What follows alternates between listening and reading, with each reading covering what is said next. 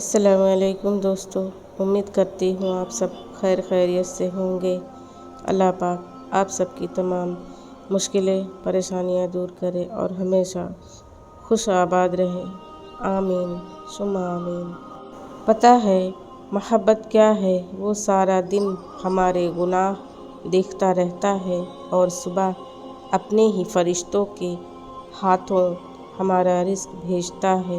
بے شک وہی اللہ ہے۔ اللہ فرماتا ہے، یہ سختی بس کچھ وقت کی بات ہے، تم اس پر صبر کر لو، میں صبر کرنے والوں کو پسند کرتا ہوں۔ یقین اگر گہرا ہو تو ہر ایک دعا مکمل ہو جاتی ہے۔ اللہ سن لیتا ہے اونکہی دعائیں بھی، پھر کیسے نہ سنے گا وہ دعائیں جو تم نے رو کر مانگی ہیں۔ دعائیں رد نہیں ہوتی، بس بہترین وقت پر قبول ہوتی ہیں۔ تم بس اللہ پر یقین رکھو، نیتوں کا صلہ تو بس اللہ ہی دیتا ہے۔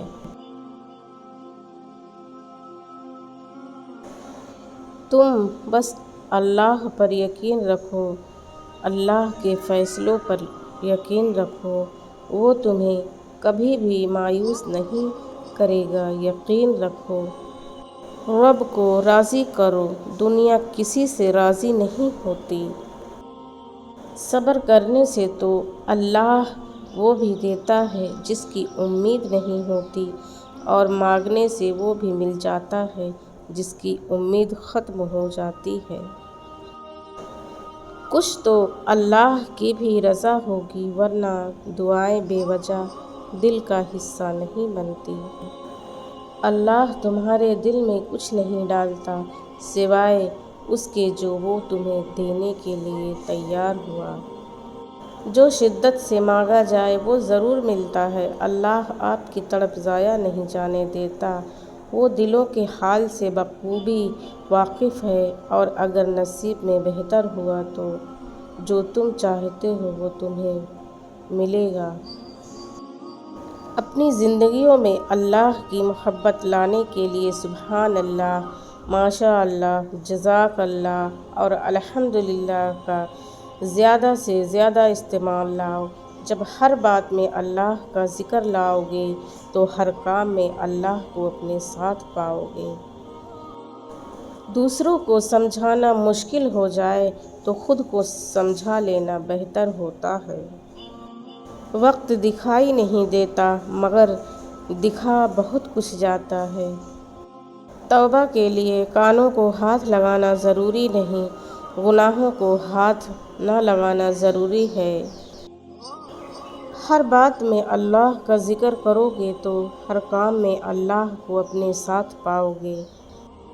کسی کی محتاجی بڑا عذاب ہے، بس اللہ یہ عذاب کسی پہ نہ ڈالے اور صرف اپنا ہی محتاج رکھے، آمین۔ انسان کی اوقات نہیں کہ وہ اللہ کا قرب حاصل کرے، اور جسے پسند کر لیتا ہے اس کے عیبوں اور ناپاکیوں سمیت زبردستی نماز ادا نہ کرنے والا جنت کی ہر نعمت سے محروم رہتا ہے، کیونکہ نماز تو جنت میں داخلے کا پہلا قدم ہے۔ اللہ اپنے بندوں کو آزمائش میں ڈالنے سے پہلے آزمائش میں سے نکلنے کا وسیلہ بناتا ہے۔ جس کو علم ہو جائے کہ اللہ بڑے غور سے سنتا ہے تو پھر وہ اپنی کہانی کسی اور کو نہیں سناتا۔ کسی کو ناراض کر کے اور کسی سے ناراض ہو کر نہیں سونا چاہیے، کیا پتہ ہم صبح جاگ ہی نہ سکیں یا وہی صبح ہمیں نہ ملے۔ دوستو، اگر میری ویڈیو پسند آئے تو اسے لائک، شیئر اور میرے چینل کو زیادہ سے زیادہ سبسکرائب کریں، میں آپ سب کی شکر گزار رہوں گی۔